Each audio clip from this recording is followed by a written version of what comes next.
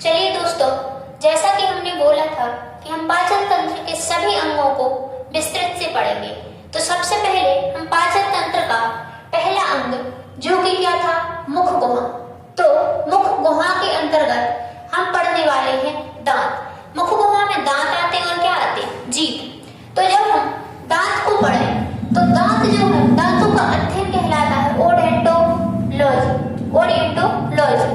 अर्थात विज्ञान की वह शाखा जिसके अंतर्गत दांतों की पढ़ाई की जाती है। तो ये क्या कहलाया, दांतों का अध्ययन। दांतों की संख्या की चर्चा करें तो वयस्क मानव में दांत होते हैं 32। वयस्क मानव में कितने होते हैं, 32।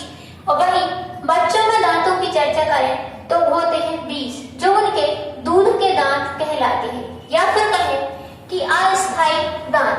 मानव जीवन में दांत दो बार होते हैं, पहले होते हैं अस्थायी और फिर होते हैं स्थायी, जो कि पानी वाले होते हैं। तो अस्थायी दांत कितने होते हैं बच्चों में, 20। अब बच्चों में चर्चा करें तो अस्थायी में उनके प्रीमोलर और लास्ट का मोलर अनुपस्थित रहता है, जो हम आगे पढ़ने वाले हैं। तो बच्चों के 20 और वयस्क के 32। हम दांत की संरचना को देखें तो दांत हमें कुछ इस तरह से ऊपर से दिखाई देता है, जहां पर आप ब्रश कर करके दांतों को साफ करते हैं। दांत जो है अंदर यहां से यहां तक का भाग मसूड़ों में धंसा रहता है और यह आपके क्या है, मसूड़े हैं। तो दांत मसूड़ों में क्या है, धंसा है। ऊपर का जो हिस्सा है, अगर आप दांतों को देखें तो दांतों की ऊपरी परत कैसी होती है, सफेद। कैसी होती, सफेद और चमकदार। तो सफेद और चमकदार परत कहलाती है एनामेल। जो आपके सफेद सफेद दांत है दूध के जैसे चमकदार, वह ऊपरी परत क्या कहलाती, एनामेल। और हम जब दांत से अंदर जाएं, इस वाली परत से हम अंदर आए तो दांत अंदर से भी एक परत बनाए हुए है और दांत की आंतरिक परत कहलाती है डेंटाइन। क्या कहलाती, डेंटाइन। और यहीं से आपका शब्द निकल के आया है डेंटिस्ट। क्या निकल के आया, डेंटिस्ट, जो कि दांतों का क्या कहलाता, डॉक्टर। दांतों का क्या कहलाता, डॉक्टर। तो दांतों की बाहरी परत एनामेल और आंतरिक परत क्या है, डेंटाइन। इसके अंदर जाए हम तो दांतों का आंतरिक भाग होता है खोखला, जिसे कहा जाता है लुगदी गुहा। क्या कहेंगे, लुगदी गुहा। अब जो आपके दांत की लुगदी गुहा है, इसके अंदर दांतों की होती हैं जड़ें, रूट्स।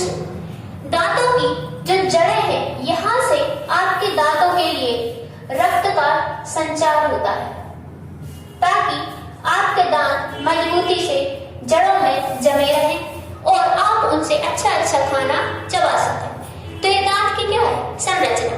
जब आप दांत की सबसे बाहरी परत एनामेल की देखें तो एनामेल सफेद और चमकदार तो है, इसी के साथ शरीर का सबसे कठोर भाग है। हमारे शरीर में सबसे कठोरतम भाग किसका है, एनामेल का, क्योंकि इसमें जल जो है वह 0% है, अर्थात जल कैसा है, अनुपस्थित। इसीलिए हमारे शरीर का सबसे कठोर भाग बन गया। अब इसका निर्माण देखें तो कैल्शियम और फास्फोरस से निर्मित होते हैं हमारे क्या, दांत। कैल्शियम और फास्फोरस से निर्मित जो हमारे दांत हैं, अगर पूर्व पूछा जाए कि किससे बने, तो ये बने होते हैं कैल्शियम कार्बोनेट धन कैल्शियम फास्फेट।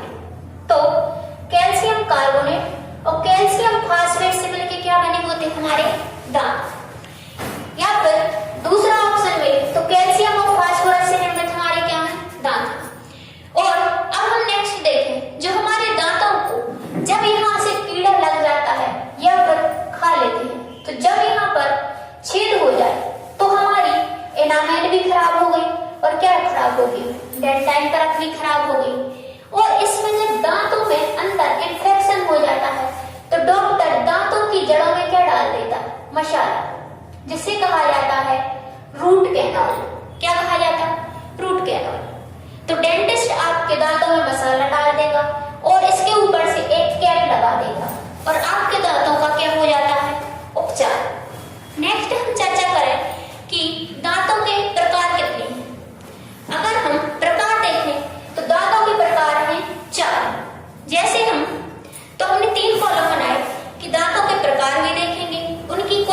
संख्या भी देखेंगे और उनका क्या देखेंगे, कार्य। तो दांतों के प्रकार जो 4 है उसमें पहला प्रकार है इंसीजर, दूसरा है कैनाइन, तीसरा प्रीमोलर और चौथा मोलर। इंसीजर को संकेत करने के लिए हमने शॉर्टकट में लिखा है आई, कैनाइन के लिए सी, प्रीमोलर के लिए बड़ा पी छोटा एम और मोलर के लिए एम। जो इंसीजर वाले दांत होते हैं वह हमारे आगे के दांत हैं। अगर आप अपने जबड़े को देखें तो निचले जबड़े में दांत है और ऊपरी जबड़े में दांत है।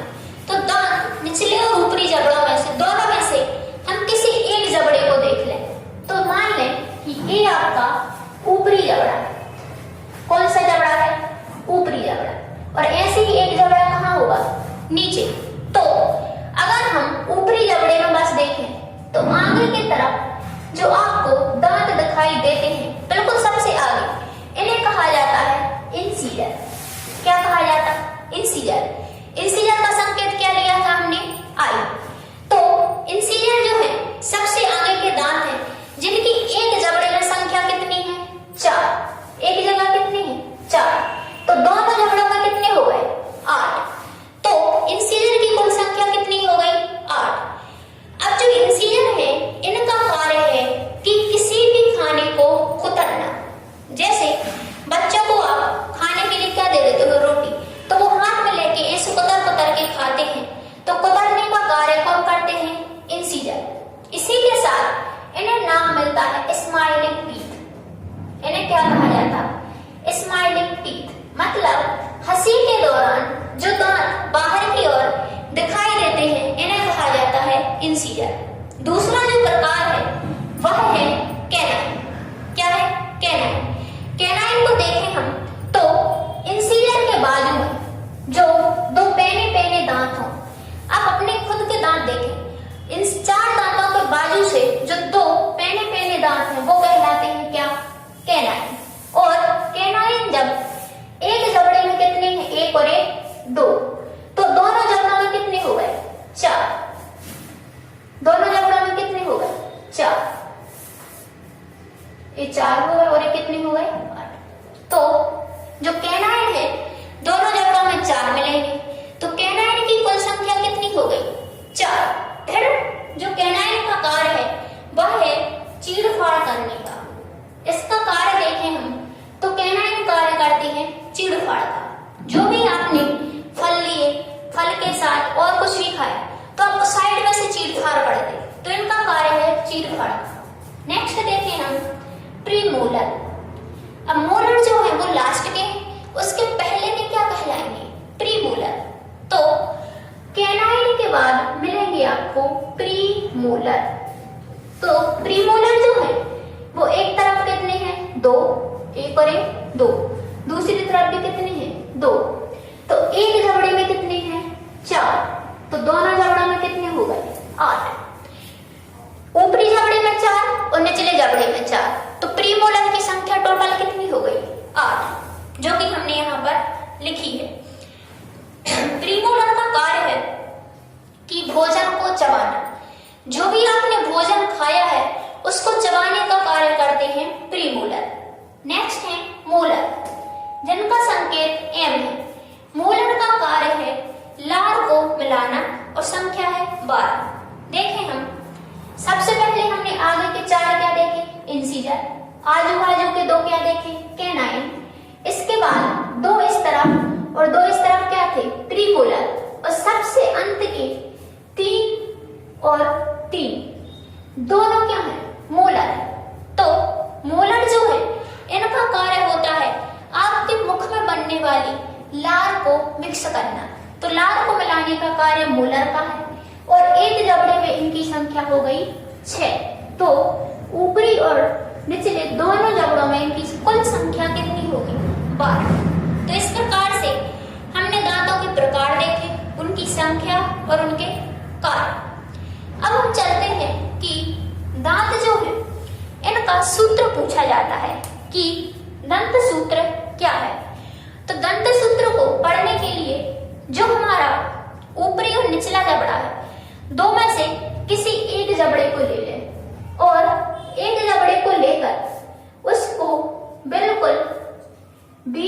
से दो भागों में बांट लें। जो आपके इंसीजर वाले 4 दांत थे, 2 दांत इस तरफ और 2 दांत उस तरफ, दोनों को जब हमने बांट लिया तो अब जो हमारे जबड़े के इस हिस्से में जितने भी दांत आएंगे वह सभी हमारे दंत सूत्र में गिने जाते हैं। जैसे कि मानव का जो दंत सूत्र है वह है कि इंसीजर का अनुपात, फिर कैनाइन का अनुपात, इसके बाद प्रीमोलर और लास्ट में क्या मिले थे, मोलर। यही 4 प्रकार पड़े थे ना। तो उसके अनुपात में फिर से इंसीजर, फिर से कैनाइन, फिर से प्रीमोलर और फिर से मोलर। यह जो लाइन का संकेत है वह यह बताती है कि आपका जो जबड़े हैं वह एक कहाँ है, ऊपर, और एक कहाँ है, नीचे। दांत एक जगह कहाँ मिलेंगे, ऊपर, और एक जगह कहाँ मिलेंगे, नीचे। तो ऊपर के दांतों में भी इंसीजर है, कैनाइन है, प्रीमोलर है और क्या है, मोलर है। और नीचे के दांतों में भी इंसीजर है, कैनाइन है, प्रीमोलर है और क्या है, मोलर है। तो इनमें से किसी एक हिस्से में कितने दांत स्थित हैं? तो आपने देखा इसको बीच में से बांटा जब हमने लाइन से, तो इस वाले हिस्से में इंसीजर कितने मिले हमें, 2। कितने मिले, 2।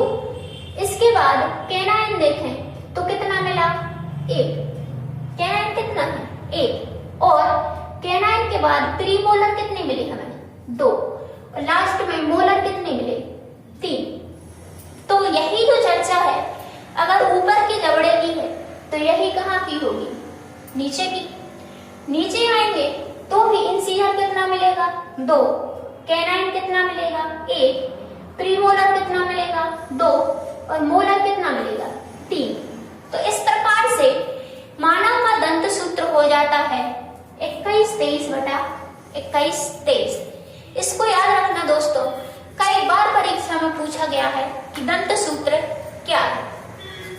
नेक्स्ट हम देखें कि यही दंत सूत्र अगर बच्चों में पूछ लिया जाए तो बच्चों का दंत सूत्र होता है, इंसीजर होते हैं 2, कैनाइन 1, प्रीमोलर जो है वो क्या होते हैं, अनुपस्थित।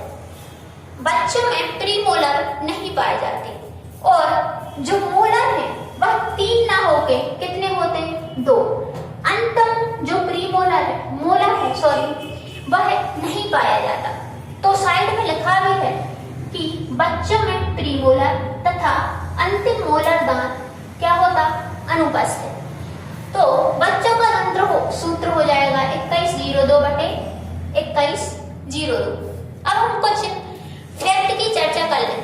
मानव जो है वह द्विबारदंती जीव है या फिर डाई-5 जीव है। कैसे? द्वि का अर्थ होता है 2 और बार का अर्थ है कितने बार आए, 2 बार। तो मानव के जीवन में शरीर में दांत कितने बार आते, 2 बार। एक बार आपने अभी देखा था कि गाय के दांत आए थे दूध के, और उसके बाद ये 20 दांत टूटेंगे और अस्थायी जो थे वो समाप्त हो गए और आपको दांत कैसे मिल गए, स्थायी। और वयस्क होने पर आपके कुल दांत कितने हो गए, 32। नेक्स्ट जो है जब 2 बार दांत आए तो हम क्या कहलाए, द्विबारदंती। नेक्स्ट है मांसाहारी जीवों के कैनाइन अधिक लंबे होते हैं। आपने कैनाइन का कार्य देखा कि उसने क्या कार्य किया, चीरने का और फाड़ने का। तो जितने भी मांसाहारी जीव हैं उन्हें मांस को चीरने और फाड़ने के लिए कैनाइन की आवश्यकता कैसी है, ज्यादा। तो उनके जो कैनाइन है वो अत्यधिक लंबे हो जाते हैं। जैसे आपने देखा होगा कि कुत्ता है, क्या है, कुत्ता। तो कुत्ते के दांत भी कैसे होते हैं, लंबे, कैनाइन वाले। शेर देखा होगा तो शेर के कैनाइन भी क्या हो गए, लंबे। तो मांसाहारी जीवों के कैनाइन क्या हो गए, लंबे। नेक्स्ट देखें हम, हाथी के बाहर के दांत ऊपरी जबड़े के इंसीजर होते हैं। अब दोस्तों आपने हाथी को देखा होगा कि उनके 2 दांत लटकते हुए दिखाई देते हैं। अब हाथी के जो दांत लटक रहे हैं वो ऊपर के हैं, मतलब ऊपरी जबड़े के, और जो बाहर निकले हैं वह इंसीजर है। क्या है, इंसीजर। इसमें आप कंफ्यूजन कर सकते थे कि कैनाइन निकलने चाहिए, लेकिन कैनाइन न निकल के उनके क्या निकल जाते, इंसिजन। तो ये कुछ फैक्ट की बातें थी। अब एक चीज और रह गई है, अक्कल की डाढ़। तो हमारा जो मोलर दांत था, कौन सा था? मोलर। तो मोलर दांत की जो तीसरी डाढ़ रहती है वह कहलाती है अक्कल की डाढ़, जो कहते हैं अकल आने पर निकल आती है। इस तरह दांतों का हमारा परिचय क्या होता है? कंप्लीट। नेक्स्ट हम पढ़ते हैं जीभ। तो हमने दांतों का अध्ययन कर लिया है। दांत के बाद मुख गुहा का दूसरा भाग था हमारी जीभ। तो हम जीभ के बारे में पढ़े, टंग, जिसकी लंबाई लगभग 10 सेंटीमीटर होती है। कितने सेंटीमीटर? 10। लंबाई के बाद हम देखें तो हमारी जीभ जो है वह मांसपेशीय अंग है, अर्थात ऐसा अंग जिसमें कोई भी हड्डी उपस्थित ना हो। बिना हड्डी के जितने भी अंग हमारे शरीर में पाए जाएंगे वह कहलाते हैं मांसपेशीय अंग। मांसपेशियों की संरचना क्या है? जीभ। जीभ जो है, जीभ का आगे का भाग फ्री रहता है, मतलब स्वतंत्र। और आप देखें तो आपकी जीभ पीछे जो है जुड़ी रहती है गले से। तो हमारी जीभ गले में पीछे जहां से जुड़ी है उसे कहा जाता है हायोड। क्या कहा जाता? हायोड, जिससे जीभ चिपकी है। तो हायोड जो है वो एक हड्डी है जो कहाँ पाई जाती? गले में। तो हायोड हड्डी हमारी जीभ के लिए आधार प्रदान करती है, अर्थात जीभ जिस हड्डी से जुड़ी है उसका नाम है हायोड। उसे हड्डी भी कहते हैं या फिर क्या कहते हैं? अस्थि। तो हायोड अस्थि से क्या जुड़ी? हमारी जीभ। नेक्स्ट देखें हम कि हमारी जीभ पर जो छोटे छोटे से दाने हैं या फिर उभरी हुई जो संरचनाएं हैं, इन्हें हम कहते हैं स्वाद कणिकाएं, टेस्टिंग बड्स, जहां से आप स्वाद का अनुभव करते हैं कि आपको स्वाद कैसा लग रहा है। और किताब की भाषा में इन्हें कहा जाता है पैपिला, अर्थात साइंस में हम इन स्वाद कणिकाओं को पैपिलाए कहते हैं। क्या कहते हैं? पैपिलाए। तो पैपिलाए जो है हमें जीभ पर अलग अलग प्रकार के स्वाद प्रदान करती है, और स्वाद के आधार पर इन पैपिलाओं को 4 भागों में बांटा गया है। कितने भाग हैं? 4। पैपिला के 4 भाग। पहला भाग अग्र, दूसरा अग्रपार्श्व, तीसरा पश्च पार्श्व और चौथा पश्च। अब हम देखें इनको डायग्राम में। तो हमारे जीभ का आगे का भाग कहलाता है अग्र, बिल्कुल आगे का। आगे के बाजू वाले दोनों साइड के कहलाएंगे अग्रपार्श्व। क्या कहलाएंगे? अग्रपार्श्व। अग्र से मिलके बन गए अग्रपार्श्व। सबसे पीछे का होता है पश्च, और पश्च के साइड के दोनों बन गए पश्च पार्श्व। तो जो स्वाद कणिकाएं हैं या फिर पैपिलाएं हैं वो कितने भागों में बट गए? 4। और इन 4 जो है हमें अलग अलग प्रकार के स्वाद दिलाते हैं। जैसे हमारा जो अग्रभाग है वहां पर स्वाद मिलेगा मीठे का। जब भी आप मीठा खाएंगे तो मीठे का स्वाद हमें आगे से मिल जाता है। जैसे कि आप चाय आगे से पीते हैं तो मीठी कहाँ लगती है? आगे। नेक्स्ट देखें अग्रपार्श्व। अग्रपार्श्व का स्वाद है नमकीन। जो आपकी साइड वाली जीभ है अग्रपार्श्व की, दोनों जगह आपको नमकीन की जितने भी प्रकार हैं जिनमें स्वाद कैसा होता? नमकीन। तो सभी वस्तुओं को नमकीन या फिर नमकीनी वस्तुओं का स्वाद कहाँ आएगा? अग्रपार्श्व में। तो दोनों जगह नमकीनी स्वाद मिलेगा। फिर हम देखें कि पश्च पार्श्व और पश्च। पहले हम पश्च देखें। जो हमारा पहला जो पश्च भाग है यहाँ पर कड़वा लगता है और क्या आती? झंझनाहट। झंझनाहट। आपने जो भी दवाई खाई तो कड़वी कहाँ लगेगी? पीछे की तरफ। और झंझनाहट भी कहाँ आएगी? पीछे। तो पश्च पार्श्व कड़वा और झंझनाहट का स्वाद देगा। पश्च से ही जुड़ी संरचना है पश्च पार्श्व। यह है और यह दोनों। जो आपका पश्चिम पार्श्व है यहाँ पर आपको स्वाद मिलता है खट्टा। क्या मिलेगा? खट्टा। तो ऐसा कुल मिला के आपकी जीभ की ये क्या है? स्वाद कणिकाएं हैं जहां पर आपको अलग अलग स्वाद मिले। तो मुख गुहा के 2 भाग दांत और जीभ कंप्लीट है। अब हम देखें लारीय ग्रंथि।